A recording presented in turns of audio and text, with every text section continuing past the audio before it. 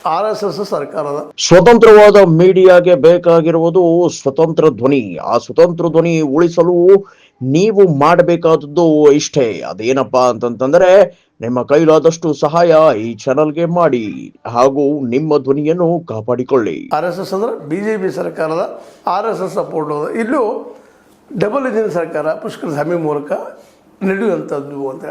ಹೀಗಾಗಿ ಇಲ್ಲಿ ಈ ಒಂದು ಹೊಸ ಒಂದು ಆರೋಪ ಬಂದಿದ್ದರಿಂದಾಗಿ ಕತ್ತರಿ ಅವರಿಂದಾಗ ಈಗಾಗಲೇ ಅಲ್ಲಿಯ ಏನಪ್ಪ ಅಂದ್ರೆ BKTC ಅಂದರೆ ಬದ್ರಿ ಕೇದಾರ್ನಾಥ್ ದೇವಸ್ಥಾನ ಸಮಿತಿ ನಾವು ಇಲ್ಲಿ ತನಿಖಾ ಮಾಡ್ತಾ ಇದ್ದೀವಿ ಅಂತ ಹೇಳಿ ಕೊಟ್ಟಿದ್ದಾರೆ.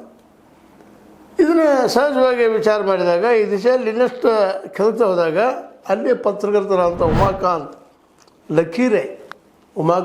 ಲಕೀರೆ ಅನ್ನೋರು ಇನ್ನೂ ಗಂಭೀರವಾದ ಆರೋಪ ಮಾಡ್ತಾ ಇದ್ದಾರೆ. ಈ ಉತ್ತರಾಖಂಡದ ಮುಖ್ಯಮಂತ್ರಿ ಅಥವಾ BJP ಸರ್ಕಾರ ಭಾಳಷ್ಟನ್ನು ಇಲ್ಲಿ ಲೂಟಿ ಮಾಡ್ತಾ ಇದೆ ಅಂತ. ಇಲ್ಲಿ ಅರಣ್ಯ ಲೂಟಿ ಮಾಡ್ತಾ ಇದೆ, ದೇವಸ್ಥಾನ ಲೂಟಿ ಮಾಡ್ತಾ ಇದೆ, ಮತ್ತೊಂದು ಲೂಟಿ ಮಾಡ್ತಾ ಇದೆ. ಇಡೀ ವ್ಯವಸ್ಥೆ ಭ್ರಷ್ಟಾಚಾರ ತುಂಬಿ ಹೋಗಿಬಿಟ್ಟಿದೆ ಅನ್ನೋಂಥ ಮಾತನ್ನು ಹೇಳ್ತಾ ಇದ್ದಾರೆ. ಇವರು ಕಳೆದ 40-50 ವರ್ಷಗಳಿಂದ ಪತ್ರಕಾರಂಗದಲ್ಲಿ ಕೆಲಸ ಮಾಡಿದಂಥ ಸೀನಿಯರ್ ಮೋಸ್ಟ್ ಜರ್ನಲಿಸ್ಟ್. ಅವರ ಅಭಿಪ್ರಾಯ ಈ ರೀತಿ ಅದ. ಅಂದ್ರೆ ಇನ್ನೊಬ್ಬರು ಬರ್ತಾರೆ ಪ್ರೊಫೆಸರ್ ಅಖಿಲ್ ಸ್ವಾಮಿ ಅಂತೇಳಿ, ಅವರು ಸಹ ಇದೇ ರೀತಿಯಾಗಿ ಆರೋಪ ಮಾಡ್ತಾ ಇದ್ದಾರೆ. ಇದು ನಿಜವಾಗಿಯೂ BJPಗೆ ಅಥವಾ ನಮ್ಮ ಮೋದಿ ಅವರಿಗೆ ಪರೀಕ್ಷಾ ಕಾಲ ಅಂತ.